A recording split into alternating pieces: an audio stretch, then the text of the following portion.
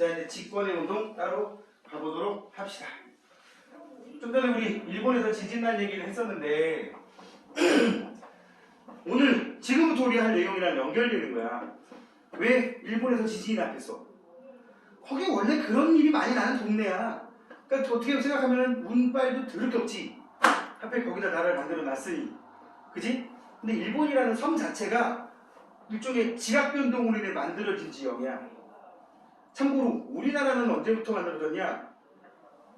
약 25억 년 전쯤에 만들어져가지고 땅 위를 좀 이렇게 돌아다니긴 했으나 땅 밑으로 꺼진 적도 없고 그런 지역이야. 한 20억 년 가까이. 물론 몇몇 군데 땅덩어리가 붙어서 만들어지긴 했지만 예를 들면 우리나라 경상도 지역 같은 경우는 한 2억 5천만 년 전에는 적도 쪽에 있어. 적도 쪽에. 우리나라 서울 경기 지역이나 북한 황해도 지역 같은 경우는 아까 말했듯이 20억 년도 더 된 되게 오래된 지층이야. 그러니까 어디 있었다고 말하기 힘들어. 아무튼 땅 위에 있긴 있었어. 지금 이게 뭐냐? 땅이라는 녀석들이 돌아다닌단 말이야. 들어본 적 있지? 그래서 이 땅이라는 게 점점 이동하다가 현재와 같은 모형을 갖췄다. 그거를 처음 말한 사람은 아니지만 체계적으로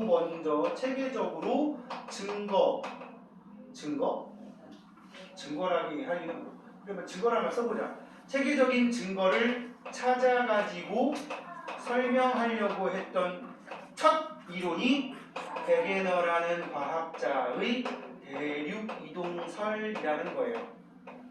오늘 이 사람이 말하기 전에는 그런 개념이 없었느냐? 있긴 있었는데 그냥 그런 거 같지 않아? 이러고 넘어간 거지. 이랬을 것 같아. 증거를 찾아내려고 하진 않았단 말이야. 응? 자, 또 하나 말씀드리면 이 베게너라는 사람은 원래 기상학자였어요. 기상학자가 뭐하는 사람이야? 날씨 변화 같은 거 연구하고 이런 사람인데 이 기상학하고 이 직권에 대한 설명하는 거 공통점이 있어. 지도를 많이 봐요. 그지?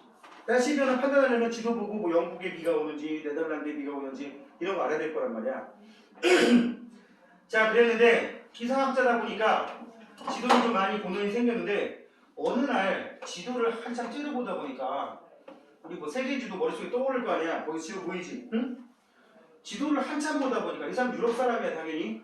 독일 사람이니까. 지도를 보다 보니까 이런 생각한 거지. 북아메리카 이렇게 써놔도 대충 어느 지역 말하는지 알죠? 미국, 캐나다에 있는 그 지역. 북아메리카 밑에는 남아메리카가 있고 이 오른쪽에 유럽이 있고 가운데 지중해라는 바다가 존재를 하고 이쪽에 아프리카가 존재를 하잖아. 머릿속에 어떤 상황인지 알겠지? 가운데에는 무슨 바다가 있어요? 지된다. 지중 아니야? 지중해 아니라 대서양이라는 바다가 있잖아. 그지? 아틀란틱 오션이라는 대서양이 있잖아. 되게 재밌는 거 알아? 애들이 태평양 영어로 뭐야? 퍼시픽 오션 이렇게 얘기하거든?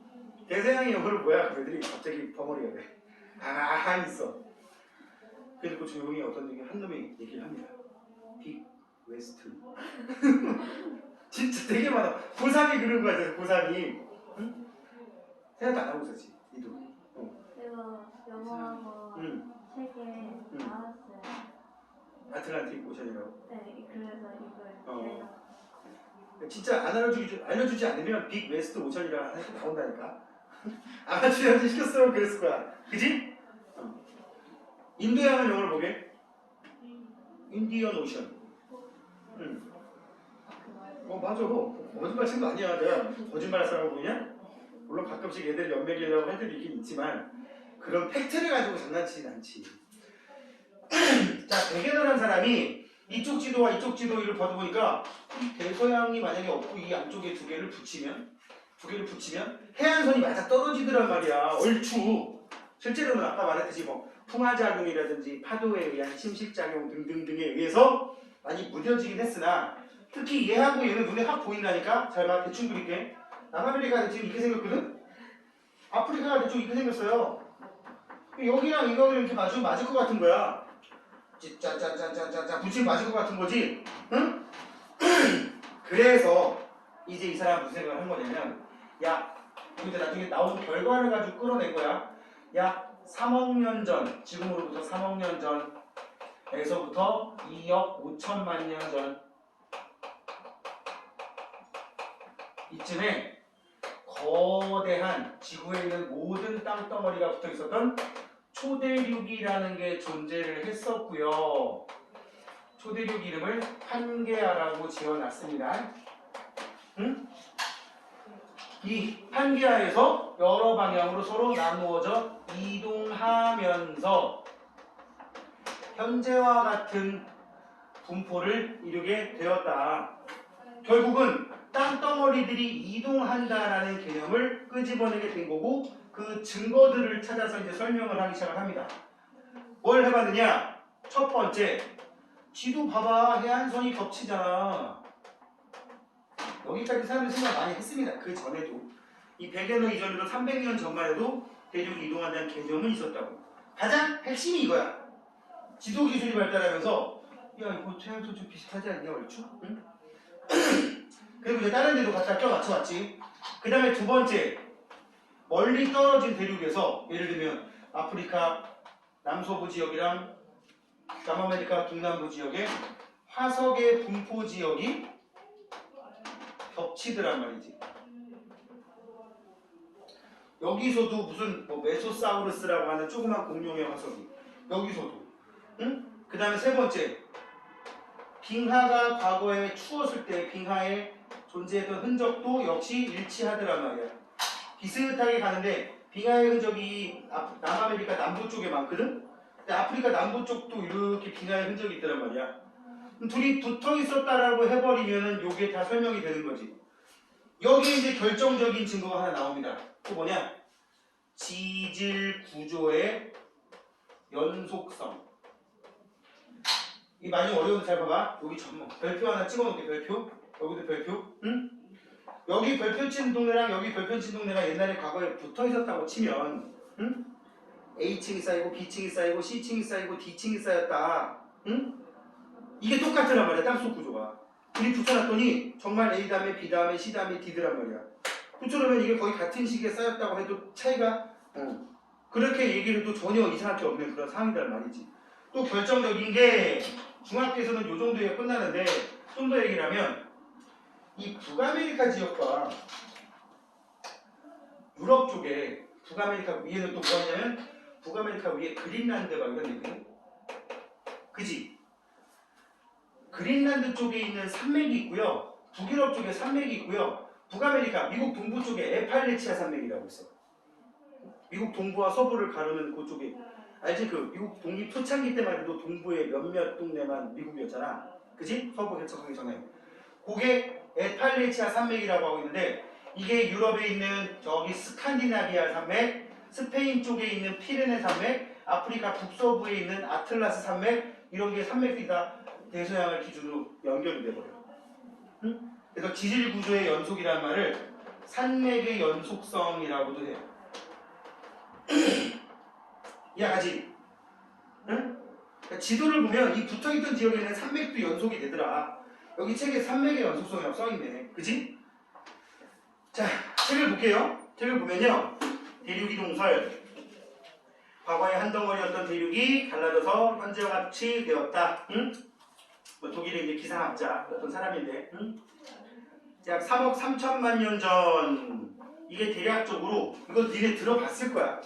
고생대, 중생대, 신생대 이런 말 들어봤지? 3억 3천만 년 전이면 고생대 후반쯤 됩니다. 응? 약 고생대와 중생대 나누는 기준이 2억 5천만 년 정도가 돼서 고생대 후반쯤이자 중생대 초반쯤까지는 판게아라고 하는 거대한 땅덩어리로 붙어 있었다가 중생대 중반 여러분들이 귀에 굉장히 익숙한 주라기 때 와서 땅덩어리가 떨어져 나가기 시작을 했다고 합니다. 그러다가 약 6,500만 년 신생대에 와서 저기 6,500만 년 전에 보면 아프리카 오른쪽에 조그마한 섬 하나 보이지? 그지? 제일 위에 있는 4개 그림 중에 세 번째 거 아는 거야. 연재야, 이 손으로 가린 자리 쪽에 제일 위에 4개 중에 세 번째 거. 그거 보고 있어.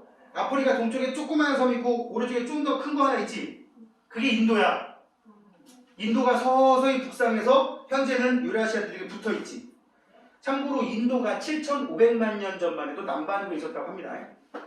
그러다가 약 1,500만 년 전, 2,000만 년 전쯤에 적도를 통과해서 현재는 유라시아들에게 붙어 있지. 여기 봐봐.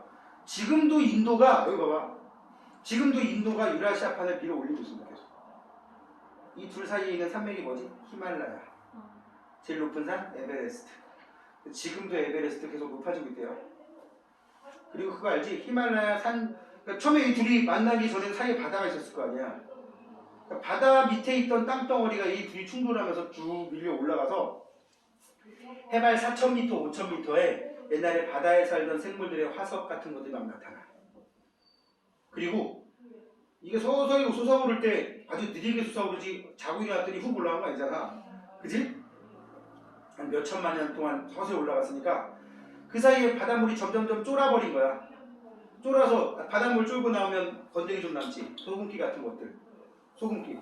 그런 것들이 히말라야 산맥 3,000m, 4,000m에서 발견된다. 소금 덩어리가. 그걸 뭐라 하냐? 히말라야 핑크 솔트라고 부릅니다. 어디 가 팔아요? 이마트 가 팔아요. 이마트 가 팔어. 히말라야 핑크 솔트. 그렇게 비싸요? 저희 집에 있어요. 있어요? 우리 아버지가 이만한 거 있어요. 응? 아버지가 응? 소금이 맛있다고 하기 좀 맛없다고 하기도 그렇지만 맛있다고 하기도 좀 애매하지 않냐? 근데 우리- 달라요? 그냥 소금인데 우리가 보통 먹는 소금은 천일염이라고 하잖아. 바닷물 염전해서 물 졸여 증발시킨 다음에 얻어내는 거. 근데 걔는 그런 애들이 자연적으로 물이 쫄아버려서 만들어진 덩어리가 만들어졌는데 이게 이렇게 밀려 올라가면서 산중턱에 땅속에 처박혀 있는 거야. 그걸 마치 광산에서 석탄 캐듯이 소금을 캔다고. 참고로 지금 중국 북부지방 가도 소금 그렇게 캐는데 많습니다. 응? 옛날 드라마 중에 주몽이라는 드라마가 있었어. 니네 완전 애기 때 아니야? 그 주몽이라는 드라마에도 보면 그 소금 광산 때문에 전쟁도 오고 막 그래. 왜냐면 그 내륙 지방은 바다랑 너무 멀기 때문에 바다에서 소금을 얻기가 힘들단 말이야. 근데 산중턱에 소금이 발견되면 그건 대박인 거지. 응? 그래서 왜 자꾸 얘가 하필 그 여자랑 또 그래. 지난주에 연재가 거기 당했던. 본인이 힘이 너무 과하다는 생각을 안 해봤나? 하여튼 그런 것들이 발견되는 게 그 때문이라고. 지금도 히말라야 좀 올라가고 있다고요. 응? 자, 이제 대륙 이동설의 증거로 가봅시다. 해안선 모양 일치. 뭐 논란의 여지가 없지? 화석의 분포. 여기도 메소사우루스 또는 글로소프테리스라고 하는 건 풀이야, 풀. 거대한 고사리 양치식물이라고 얘기를 하고, 세 번째 빙하의 흔적, 네 번째 산맥의 연속성. 그래서 산맥의 연속성을 지질 구조가 연속된다라는 말로 쓰기도 한다고. 자, 그래서 실제로 이 베게너라는 사람이 이 네 가지의 증거를 딱 체크를 해서 이 대륙 이동설을 발표를 합니다. 과학자들 모아놓고. 그 당시 유럽에 잘 나가는 과학자들 쫙 모아놓고. 왜? 집안이 좀 나갔거든. 참고로 이 베게너가 니네가 알만한 집안하고 친척이야. 찰스 다윈이라고 불렀지. 다윈하고 사촌인 사람 중에 과학자 중에 그 사람도 생물학자인데 프란시스 갈턴이라는 사람이 있어요. 그 사람은 나름 유명한 과학자긴 해요. 뭐 그 종을 개량하면 더 좋은 종이 될 수 있다. 그런 이론을 발표한 사람. 그래서 이거를 우생학이라고 해요. 우생학. 생물을 개량하는. 막말로 니네 수박도 우리가 먹는 수박이 100년 전 수박하고 완전 다른 거 알죠? 돌아가시지만 선생님 할머니가 말씀하셨을 때 어렸을 때 수박을 반 쪼개면 까맸대. 씨가 아주 그냥 입에서 욕이 날 만큼 있었대. 그래서 씨를 발라 먹어야 되니까 그래 거기서 나온 말이 아니 뻥이야 저런 거. 진지하게 말하는 거 있어. 하여튼 진짜 까맸대. 내가 생각해도 선생님 좀 알잖아 우리 70년대 80년대 진짜 수박에 씨 많았거든. 근데 요새 진짜 너네 잘 생각해봐. 가끔씩 수박 반 쪼개는데 쪼개진 단면에 씨가 한 개도 안 보이는 경우가 되게 많아. 그래요? 어쩌다 한 개? 수박을 이렇게 알지? 그 수박바 모양으로 쪼개가지고 막 먹고 있는데 씨가 한 개도 안 나와. 옛날에는 말도 안 되는 거였어. 요렇게 꽃갈 모양으로 되면 한 줌 딱 씹으면 나중에 고동고동 하면서 씨가 한 10개는 튀어나왔어야 되거든? 그게 다 계량한 거라고. 그런 걸 우생학이라고 해. 요새 알지? 그 껍질에 줄무늬 없는 수박도 있는 거. 몰라? 진짜 옛날 사람이네. 수박인데 겉에 줄무늬 없는 수박 있어. 그리고 호박 수박도 있어. 호박 수박. 속이 노래. 정말 봤어? 그 마트 가면 있어요, 그죠? 마트, 그지? 아까 다 얘기해놓고 지랄하지 말라고 했어, 그지? 이 마트 가면 있습니다. 그게 다 우생학인데 그 우생학으로 굉장히 유명한 프란시스 갈턴. 이 사람이 다윈하고 사촌이야. 근데 베게너 장인이 갈턴이야. 베게너가 집안이 처같이 빵빵하다. 자기네 집도 좀 살았다고 하는데 그러다 보니까 이게 장인어른백이랑 뭐 장인어른 사촌백만 해도 그 당시 유럽의 과학계를 거의 뭐 좌지우지했던 사람들이기 때문에 야 우리 그 사이가 이번에 뭐 좀 이런 발표하는데 할 일 없으면 와라. 안 오면 조금 괴로울 거야. 뭐 이런 식으로 하다 보면 우르르 모였겠 사람들이 모여가지고 이제 이런 발표를 한 거야. 제가 이러한 증거를 보았습니다. 사람들이 우와 옛날부터 오던 일 전해드리 온 얘기가 있었는데 정말 그러하군요. 응? 그런데 이제 베게너를 괴롭히는 질문이 툭 튀어나온 거지. 이 모인 사람들이 의리의리한 사람들이었던 거잖아. 어마어마한 사람들, 그지? 그 중에 한 명이 딱 누군지 몰라도 왜 움직였네? 딱 왜 움직여? 나도 모르죠. 이렇게 돼서 씹혀버렸습니다. 이게 1912년 3.1운동도 일어나기 전이야. 지금부터 100년도 넘은 1912년에 발표되었던 이론이에요. 거기도 그림도 써있죠. 한계. 원동력을 설명하지 못했다. 아니 땅덩어리 그 거대한 땅덩어리가 움직이려면 얘네들이 움직이려는 힘이 분명히 존재해야 될 텐데 그 힘은 뭐냐? 모르지. 응? 하나님의 뜻인가? 이렇게 되는 거야. 그랬다. 그렇게 세월이 흘러갑니다. 응? 여기 지금 한 얘기가 나오니까 그 사이에 있었던 이론들 얘기해 줄게요. 이게 1912년도에 있었던 일이고요. 이렇게 세월이 흘러 1928년쯤에 영국의 과학자 홈즈 또는 홈스라는 사람이 구해줘 그거 아니야? 구해주는 그런 거 아니야? 이라는 사람이 땅 밑에 즉 지각 밑에 멘틀이라는 곳이 있고 우리 그렇게 알고 있잖아. 이 멘틀이 대류를 하다 보니까 땅이 이렇게 있고 밑에 멘틀이 있는데 이 멘틀이 대류를 하다 보면 여기는 서로 뜯어질 수도 있고 이쪽은 가까워질 수도 있고 이러다 보면 땅덩어리가 이동할 수도 있거니 이거를 멘틀 대류설이라고 하는데 이 이론이 나오게 됩니다. 근데 이제 이 멘틀 대류에 의해서 땅덩어리가 움직여봐야 보통 전 세계의 땅덩어리 1년에 많으면 5cm보다 좀 넘고 정말 빠른 곳은 1년에 10cm 움직이는 경우도 있어요. 느린 곳은 1년에 1cm, 2cm밖에 안 움직인단 말이야. 홈즈가 이미 이 이론을 발표할 때 할아버지였거든. 그 사람들이 또 증거를 대라니까 하면 뭐라 그래요? 멘틀 대류가 일어나는 건 확실하는데 그 대류가 일어나서 나타나는 그 현상들을 못 찾는 거야. 그래서 묻혀버렸어요 또. 그러니까 멘틀 대류가 아마 그 땅 이동의 원동력이라고 이제 제시를 해버린 거야. 이렇게 세월이 흘러 가다가 또 묻혀서 가다가 1960년대 초반 한 62년인가 막 그럴 거야. 이쯤에 헤스라는 학자랑 디츠라는 학자가 이 멘틀 대류가 서서히 일어나서 점점 바다가 넓어진다. 거기에 뜻이 북아메리카, 유럽, 남아메리카, 아프리카 붙어 있었는데 그 사이에 대서양이 점점 생겨가지고 바다가 넓어지고 있다. 지금도 넓어지고 있다는 증거를 찾아내요. 어떻게? 저 깊은 바다의 모양을 찾아내는 기술을 이용한 거야. 그 기술이 2차 세계대전 때 생겼어. 물속에서 수중 레이더, 잠수함을 탐지하기 위한 기술을 개발하다가 그거를 해저 지역 탐사에 쓰게 된 거야. 배 타고 여기가 수심이 몇 미터인지 모르잖아. 배 타고 가다 보면 그냥 깊은데 안 깊은데 이 정도밖에 모르잖아. 그래서 초음파를 바다 밑으로 쏴가지고 초음파가 돌아오는데 걸리는 시간을 이용해서 해저 지형을 찾아낸 거야.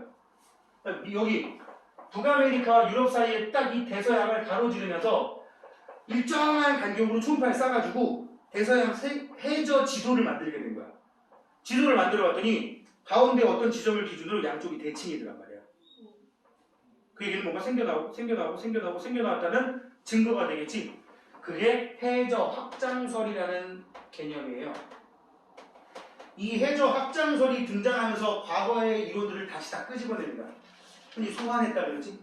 소환하게 되면서 이 해저 확장설이 이제 결정적인 증거가 돼서 이것들을 다 통합해서 1960년대 말 70년대 초에 나온 개념이 이것들을 잘 들어봐요. 대륙이동 썰이에요. 썰. 응? 멘틀 대륙 썰이거든. 썰이야 썰. 소설 안에 설자야. 해저 확장 설이었지? 썰이란 말이야. 썰은 그런 얘기가 있더라. 논리적인 근거가 없는 거야. 이것들을 종합해서 썰에서 이제 뭘로 발달하게 됩니까? 한국이 좀 되는데? 판구조론이라고 하는 논리적인 근거가 있다. 이게 이제 흔히 말하는 뭐가 되는 거야? 띠오리가 되는 거야. 띠오리가 등장하게 된 거라고. 얼마 안 됐어. 선생님하고 다 비슷해. 이 판구조론이 제대로 정립된 지가 나보다 조금 더 많아. 이제 한 50년 됐을 거야. 아니네. 되게 많네. 나보다 훨씬 많네. 50년이면 수술이 안 된다. 자, 알겠습니까? 그래서 이제 그 지구의 표면은 크고 작은 10여 개 정도의 한 10개 정도의 보통 한 10개 안팎이라고 나오는데 이것도 자꾸 해마다 개념이 바뀌어.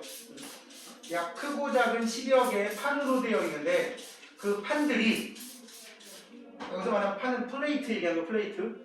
그 판들이 서로 움직이다가 상호작용하는 곳, 서로 점점 멀어지는 곳이라든지 서로 만나는 곳이라든지 또 서로 스쳐 지나가는 곳에서는 각종 지각 변동이 활발히 일어나게 되는 것이다 라고 판구조론이 정립이 되게 됩니다. 그리고 나니까는 뭐가 좋았냐면 그래 지진 맨날 남대에서만 나. 안 나는 데는 거의 뭐 100년에 한 번도 안 나요. 그죠? 우리나라 같은 경우는 뭐 지진 나도 감지를 할랑 말랑할 정도. 그지? 리히터 규모 2.5.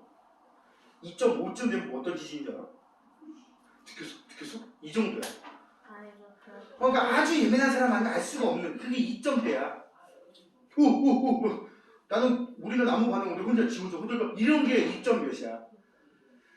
이게 보통 1이 증가하면 10배 이상 세집니다. 참고 우리가 만약 서울에서 2.5짜리 규모의 지진 났다. 3.5면은 그냥 뭐 어떻게 가지 않아? 좀 느낀 사람이 이제 많아져. 4점 몇쯤 되면 이 정도 돼. 책상 위에 놓인 저런 물병이 살짝 잔물결이라고 하기보다는 조금 물결이 일 정도. 이게 5점대 되면 이제 좀 이렇게 되겠지.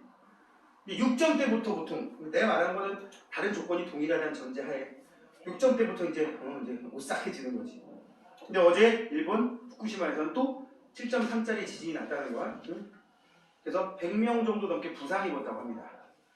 참고로 7점 몇 짜리 후쿠시마에서 7점 몇 짜리 지진 났는데 땅속 60km 정도 지진 발생한 지점이 땅속 60km였대요.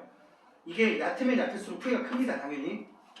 그렇지 않겠어? 60km 땅속에서 에너지가 뿜어져 나는 것보다 바로 우리 집 밑에서 나는 게 피해가 훨씬 크겠지. 이게 만약에 한 20km 이내에서 나버리면 지난번처럼 10년 전처럼 또 작살이 났을 거야. 참고로 또 한 가지 얘기하면 일본처럼 좀 사는 동네였으니까 부상자가 100명 정도에서 끝났지. 저기 또 알지? 중남미 뭐 IT 그런 나라들 섬나라들 초가집 짓고 살고 빨개 먹고 살고 막 그런 사람들에서 이런 7점 몇 짜리 지진 났으면 또 수십만 명 죽었습니다. 왜냐면 집이 내진 설계 같은 게 전혀 안 돼 있기 때문에. 그렇지 않겠어? 실제로 후쿠시마 지진 났을 때 비슷한 시기에 IT 그 카리브해 IT라는 섬에서도 지진 났는데 그때 일본에서도 50몇 명 정도 죽었는데 IT는 20만 명 넘게 죽었어요. 그러니까 20만 명 넘게 죽었던 건 어느 정도인 줄 알아? 성북구 인구 절반이 죽은 거야. 이 무서운 거야 이거 20만 명이면. 응? 그리고 2004년도 인도네시아 쓰나미 대지진과 쓰나미 때도 거의 30만 명은 죽었습니다. 성북구 인구 거의 다 죽은 거야. 응? 30만 명이면 서울 웬만한 구 인구 하나 정도 되거든. 응? 싸구려.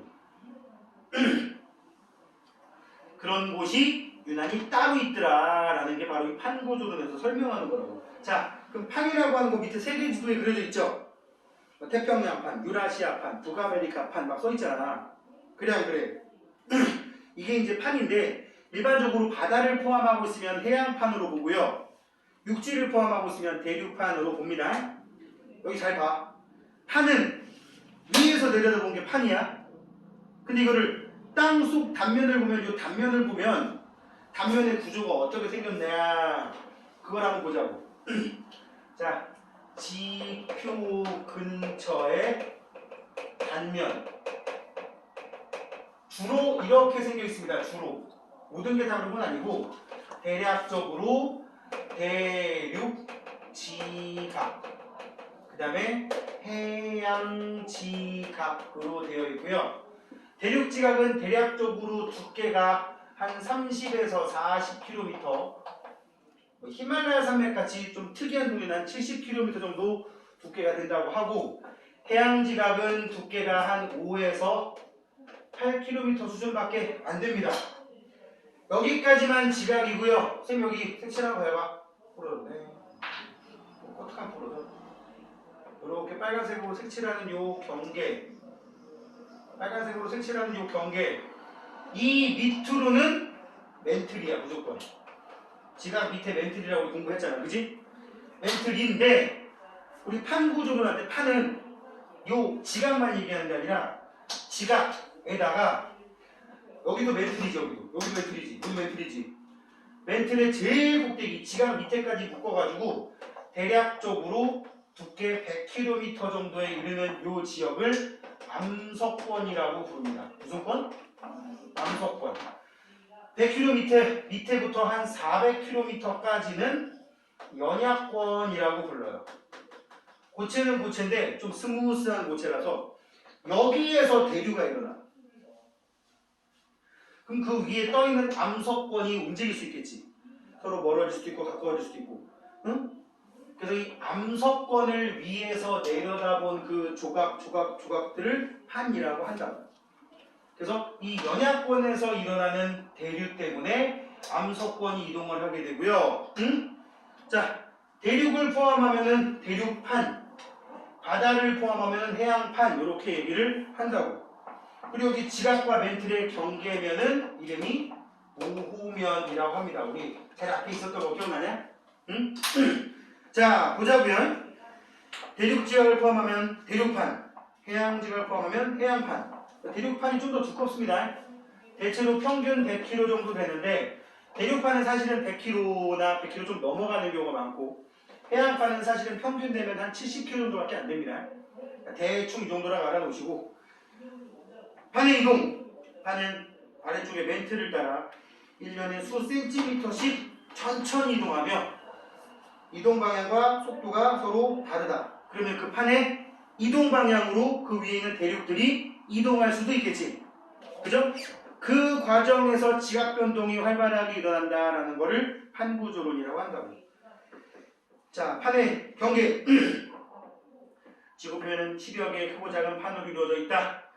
거기 말풍선 부분 읽어볼게요.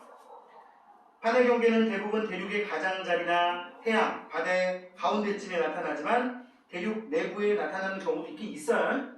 대체로 가장자리라는 생각하시고, 판이 이동함에 따라서 판의 경계에서는 판들이 서로 멀어지기도 하고 가까워지기도 하고 스치기도 하는데, 그래서 이런 판의 경계에서 화산이나 지진이, 이런 화산이나 지진 같은 지각 변동이 활발하게 일어난다라고 하는 게 판구조론인 거라고. 알겠습니까? 자, 오른쪽에 문제 한번 봅시다. 딱 뒤에 나온 내용이 뭐야? 화산 대신인데, 그림은 대륙의 이동 모습을 순서 없이 나타낸 거다. 그냥 가장 많이 붙어있는 게 제일 오래전이라고 생각하십시오. 나가 제일 오래됐겠지 여기서는. 그다음 가장 최근 지도랑 가까운 게 뭐야? 그래, 그게 제일 마지막에 쓰면 되겠다. 다라고 쓰면 되겠죠? 응? 이게 중학교에서나 이렇게 답이 나오지 사실은 이렇게 해놓고 이게 정답이야라고 하면 태클 걸릴 수도 있어요. 왜요? 참고로 최근 34억 년 동안 땅덩어리는 계속 붙었다 떨어졌다 붙었다 떨어졌다 반복하고 있어. 봐봐. 지금 이렇게 흩어져 있지? 여기 봐봐. 3억 4천만 년? 이런 거 아니야? 한 3억 얼만큼 전에는 붙어 있었겠지? 5억 년, 6억 년 전에 또 떨어져 있었습니다. 12억 년 전에 또 붙어 있었고요. 또 20억 년 전에 떨어져 있었고요. 30몇 억 년 전에도 붙어 있었어. 응? 앞으로도 2억 년 정도 지나면 지금 많이 떨어져 있잖아. 다시 빙 돌아서 붙을 거래. 약 2억 년 정도 지나면 궁금하면 살아봐. 알았지? 2억 년 지나면 다시 지금 땅덩어리 하나로 붙을 거래. 이름도 만들어놨어. 판게아 울티마. 12억 년 전의 초대륙은 로디니아라고 이름 붙여놨고요. 응? 그 다음에 30몇 억 년 전에 그 초대륙은 발바라라고 이름 붙여놨어. 발바라. 응? 그러니까 원래는 이렇게 문제 내면 이거 틀린 표현이 될 수도 있겠지. 응? 대륙이 떨어져 있는 게 언제적인 루트야. 중학교에서는 판게아부터만 얘기하니까 고기층부터라고 보시면 되겠고요. 2번 대륙 이동설에 대한 설명으로 OX 대개너가 처음으로 주장하였다. 중학교에서 맞아요. 중학교에서는. 내가 그런 얘기 해주기도 조심스러운 게 그 때문이야. 베게너가 주장하였다 이 말은 맞아. 사실은 처음으로란 말 틀렸어 이건. 답지는 O인데 팩트는 X야. 내가 선생님이면 X라고 하겠어. 답지는 O라고 돼 있다고. 그러니까 처음으로란 말은 논란의 여지가 있다고. 그쯤 하고 2번 대륙들은 과거에 한 덩어리로 모여 있었대요. 네. 대륙들은 점점 가까워지는 방향으로 이동했나요? 판게아부터 얘기해버리면 점점 멀어지는 방향이 맞겠지. 근데 이것도 또 문제가 있는 게 인도 같은 경우는 유라시아랑 점점 붙었잖아. 그지? 아무튼 X. 대륙이 이동하는 원동력을 잘 설명하였나요? 원동력은 대륙이동설에서는 설명을 못했다고. OXX가 되겠고 3번 학교 시험에 잘 나오는 내용입니다. 북아메리카와 유럽 대륙의 산맥이 서로 연결된다. 오케이. 멀리 떨어진 두 대륙의 기후가 뭔 상관이야? 기후가 그지? 그지? 웃기지? 여러 대륙에 흩어져 있는 같은 종의 화석 분포 지역이 연결된다. 화석의 분포. 그 다음에 빙하의 흔적. 답은 기억, 디귿, 리을. 얘기 안 했는데 팩트를 또 하나 얘기해드리면 지금 인도 있지 인도. 응? 호주 알지? 오스트레일리아, 뉴질랜드, 인도 이런 지역이 1억 년 전만 해도 남극이랑 붙어있던 대륙입니다. 남극 쪽에 있던 게 슬슬 올라와가지고 여기까지 와요. 응? 그래서 그 흔적들이 남극도 옛날에 1억 년 전에는 그렇게 추운 거 아니었던 거 알죠? 그래서 뭐 요새 그 서프라이즈 근데 보면 나오잖아. 남극에 피라미드가 있다네. 봤어? 남극에 피라미드 모양의 그 눈으로 덮인 산이 있는데 이게 자연적으로 만들어진 거 치고 너무 각이 져 있대. 그러면서 막 이제 뭐 외계인 능설 막 원래 서프라이즈가 그런 프로그램이잖아. 근데 내가 봐도 뭐 저거를 인공적으로 만들었다고 해도 뭐 이상하진 않겠는데 아예 근데 우연히 될 수도 있어. 그 정도 생각이 드는 그런 구조물이 되고. 근데 한두 개가 아니야. 그리고 이집트에 있는 피라미드보다 훨씬 크대. 그게 만약에 인공 구조물이면 거의 한 5배 이상 높던데. 자, 4번 갈까요? 판은 지각과 멘틀의 위쪽을 포함한 판은 여기가 지각과 여기 지각 멘틀의 저 윗부분을 포함한 단단한 암석층으로 지구의 끝부분은 여러 개의 판으로 되어 있다. 대륙 지각을 포함하는 판을 대륙판, 해양 지각 포함하면 해양판. 알았지? 사실은 이게 판이 아닌데 그냥 설명을 이렇게 하는 거야.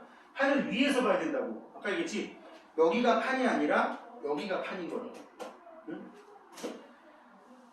자, 하여튼 대륙판, 해양판 쓰시면 되겠고요. 5번 지구의 표면은 10여 개의 크고 작은 판으로 이루어져 있다. 오케이. 판들은 모두 같은 방향으로 이동하니까 X.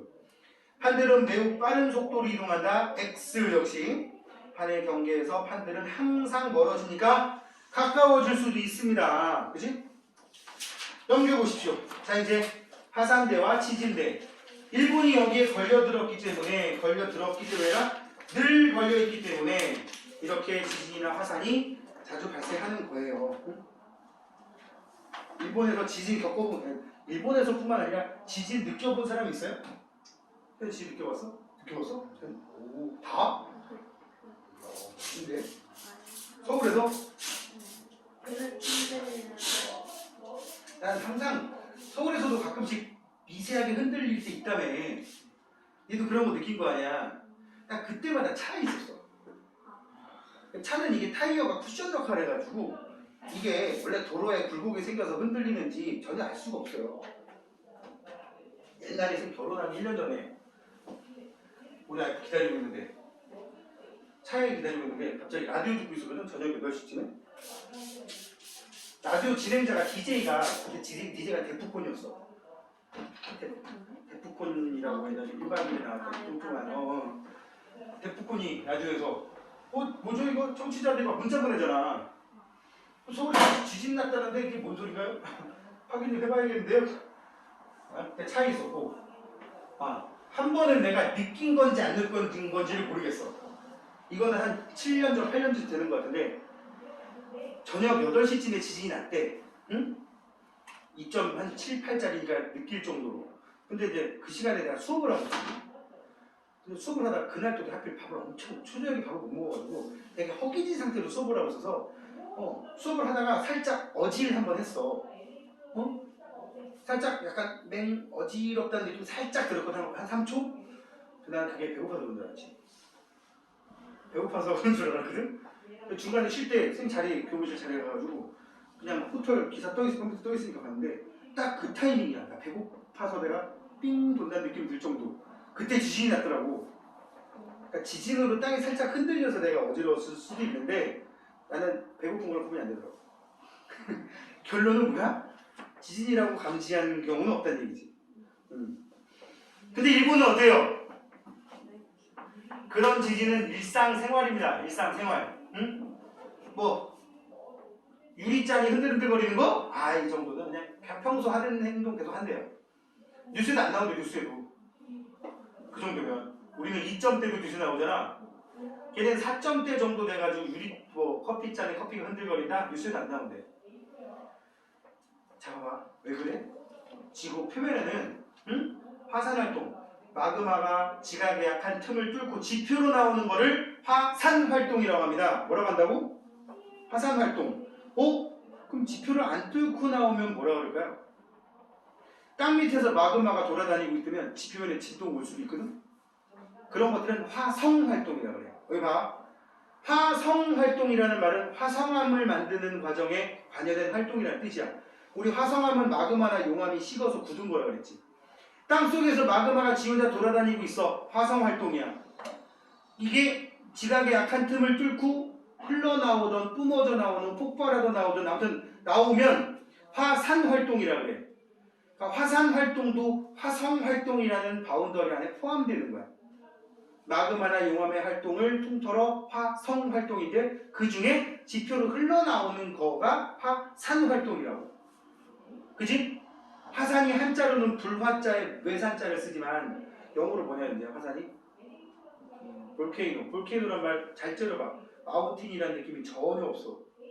그지? 마운틴하고 아무 상관이 없어요. 한자로 쓰니까 왜 산자가 붙은 거지.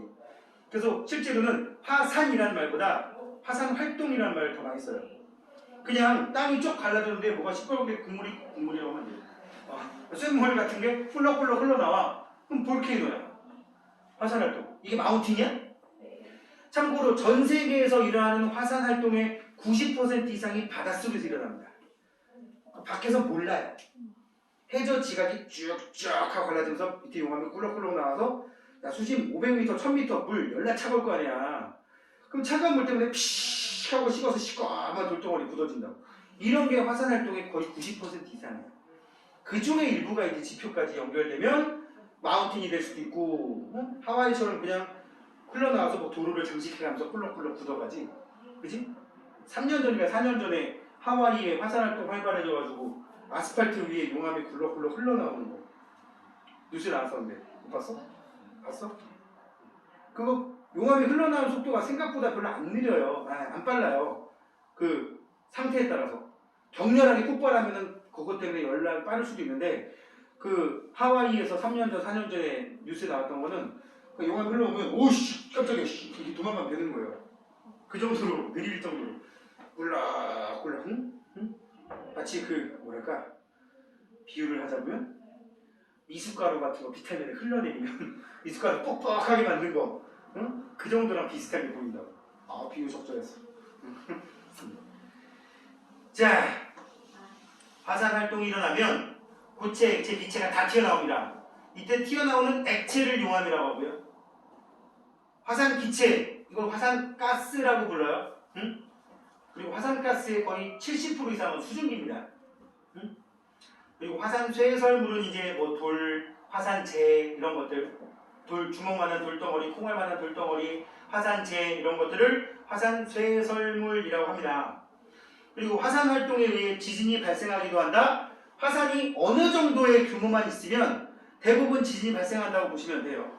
화산이 아무리 조용하게 터져도 비정상적인 행동, 활동이기 때문에 당연히 지각의 진동을 발생시킨다고. 알겠지? 그리고 화산 활동의 영향, 용암이 흘러 산불이 나거나 도로가 파괴된다. 화산재로 인해 항공기 운항에 차질이 생기고, 알지? 화산재가 지상 10km 이상 성층권까지 날아 올라가게 되면 성층권은 대기에 섞임이 잘 안 일어나잖아. 안정한 층이라서. 화산재가 중력에 의해서 몇 달 동안 천천히 밑으로 가라앉을 때까지 화산재가 성층권에 오래 머물러 버리게. 그러면 우리 성층권 날아다니는 비행기 같은 경우는 운항에 지장을 받겠지. 그 다음에 여기 혜택도 있어요. 화산으로 만들어진 지역이나 온천 등을 관광자원은 니나해라 그래. 이게 니네 일본 애들한테 온천 니네 먹고 지진도 니네 가져 그러는 거잖아. 또 지열을 난방이나 발전에 이용한다. 아이슬란드라고 하는 나라가 있어요. 유럽에, 그지? 뭐 굳이 얘기하면 유럽 거의 북유럽 쪽이지. 그래서 한가운데 거기가 참고로 판이 생성돼서 양쪽으로 멀어지는 그 딱 위에 섬이 생겨 있는 거야. 그래서 아이슬란드 같은 경우는 그냥 땅 밑에 한 50m, 100m에다가 파이프만 꼽으면 80도 이상의 뜨거운 물이 그냥 솟아나와요. 그래서 걔들은 지열 발전이 엄청나게 발달해요. 아이슬란드 전기세 안 낸대. 집집마다 자가 발전, 지열로 자가 발전 시스템이 됐어가지고, 그리고 보일러 필요 없대. 온수 그냥 땅에다 파이프 꽂으면 온수가 나와. 그냥 파이프 받고 수도꼭지만 달면 돼. 그럼 찬물은 주변에 빙하 좀 있잖아. 근데 그거 알아? 아이슬란드 면적의 90%가 빙하가 없는 지역이야. 빙하가 존재하는 지역은 한 10%밖에 안 된답니다. 더 긴 얘기해줄까요? 거기서 좀만 더 가면 연락의 큰 섬 있죠? 그린란드? 그린란드는 99% 얼음이에요. 이름하고 완전 반대지. 그지? 이거 얘기 안 해줬냐? 아이슬란드를 발견한 그 바이킹 후손들이 다른 사람 못 오게 하려 이름 붙여놨대. 이거 내가 한 6개월 전에 어디 TV 교양 프로에서 본 거야. 아이슬란드를, 그러니까 본토에 살 곳을 못 찾은 이제 집 없는 땅 없는 사람들이 다른 곳을 살 곳을 찾아서 떠나다가 찾은 데가 아이슬란드인데, 굉장히 북쪽이라 추울 줄 알았는데 이 땅에서 나오는 열기 때문에 거의 90% 이상이 풀로 덮여 있대요. 그리고 얼음은 솔직히 별로 없고, 그래가지고 거기에 정착을 하게 된 거야. 참고로 지금도 아이슬란드 인구가 100만이 채 안 됩니다. 100만이 뭐야? 한 3, 40만밖에 안 될걸? 그 중에 수도에 몰려 사는 사람이 인구가 30만인가 밖에 안 될 거야. 서울에 한 9밖에 안 된다 그랬어. 아이슬란드 인구가. 근데 그 중에서도 절반이 수도에 살아. 나머지는 거의 뭐 사람을 볼 수가 없대. 다 그냥 숲이래, 숲. 그 소수의 사람들이 거기에 정착을 했는데, 이것들이 땅 찾아가더니 안 오니까 그 유럽 본토에 살던 좀 없는 사람들이 어디 좋은 데 찾았나 보다 싶어가지고 다시 꾸역꾸역 올라오고 하니까, 오지마, 이거 완전 얼음에 덮인 곳이다. 오죽하면 우리 사는 땅 이름이 아이슬란드겠니? 오지 못하게 하려고. 오면은 이게 n분의 1 나눠 먹어야 되잖아. 그러니까 대신에 조금 더 올라가면 저기 완전 풀만 덮인 데가 있어. 그린란드라고 연맥이라고 만든 거래. 알고 있었어? 듣는데 그럴듯하더라고. 근데 실제로 그렇게 이름이 붙은 거라고 하더라고. 그래서 아이슬란드 같은 경우는 온수도 공급 땅속에서 자동으로 되고, 전기세 안 내고, 주로 이제 뭐 어업을 먹고 사니까. 그런 동네가 있어요. 그래서 난방이나 발전을 이용할 수도 있고. 지진, 땅이 흔들리는 거. 원인은 주로 지층이 끊어질 때 이걸 단층이라고 부릅니다. 또는 마그마의 이동으로 발생하기도 한다. 자, 이 지진에 대한 규모하고 진도 얘기만 하고 오늘 마무리할게요. 오늘 마침 어제 지진하는 바람에 뉴스를 들어봤을 거야. 후쿠시마에서 리히터 규모 7.3. 참고로 리히터 규모라고 하는 건 1940년대 미국의 지진학자 찰스 프란시스 리히터라는 사람이, 내가 예전에 이걸로 기사를 한번 쓴 적이 있어가지고 예전에 인터넷 신문 잠깐 과학 파트 내가 맡아서 자봉했어서 자봉. 그 2004년 인도네시아 대지진 나고 그랬을 때 찰스 프란시스 리히터라는 사람이 지진 발생에 의해서 생긴 총 에너지량을 급으로 나눠가지고 주로 이제 가옥 파괴 정도, 사람의 피해 정도 뭐 이런 것들 가지고 단계를 나누는 거로서 아라비아 숫자로 씁니다. 보통 리터 규모 2.0 그럼 이제 인간이 감지할 수 있는 최소 뭐 이렇게 해가지고 아까 말했듯이 1 증가할 때마다 10배씩. 최대 7.9까지 있는데 지금 최근에는 또 그거보다 더 큰 지진의 경우 발생하는 경우가 있어가지고 더 늘리고도 있어요. 하여튼 아라비아 숫자로 얘기하는 건데 봐봐. 일본 후쿠시마에서 7.3짜리 지진 났다고 우리나라 뉴스에서 얘기하지. 미국에서도 그렇게 얘기하겠지. 영국에서도 그렇게 얘기하겠지. 규모는 그냥 그 지진 난 장소에서 발생한 에너지의 총량을 말하기 때문에 전 세계 어디서도 그 지진을 그렇게 얘기해. 근데 문제는 후쿠시마에서는 진도 6강이었대. 6강. 이건 진도는 로마자로 표현해. 알지? 짝대기 1, 2, 3, 5가 9이고 그지? 그렇게 해서 이거는 나라마다 12등급으로 분류한 나라가 있고 7등급으로 분류한 나라가 있는데 내가 알기로 일본은 7등급인가 8등급으로 분류할 거야. 우리는 아마 12등급으로 분류할 거고. 아무 그런 의미가 없는데. 그치? 그래도 6강인가 5강인가로 발표가 됐대. 왜? 우리는 그걸 느껴 못 느껴? 거리가 멀리 떨어져서 우리는 몰라. 남의 나라 얘기잖아. 이게 진도야. 지진 난 장소에 정말 흔들린 정도를 진도라고 불러. 심지어 이럴 수도 있어. 여기에서 지진 나는 곳에서 100km 떨어져 있고 100km 떨어져 있는데 우리 동네는 초토화되고 저 동네는 멀쩡할 수도 있어. 우리 동네는 밑에가 개판인 거야. 땅속이 물렁물렁한 지형인 거야. 저쪽엔 단단한 안반층이야. 그럼 저기는 멀쩡할 수도 있어. 저 동네는 건물이 내진 설계가 돼 있어. 여기는 다 초가집이야. 작살나는 거지. 이건 진도야. 진도는 정말 진동의 정도를 말하는 거고 로마자로 표시해요.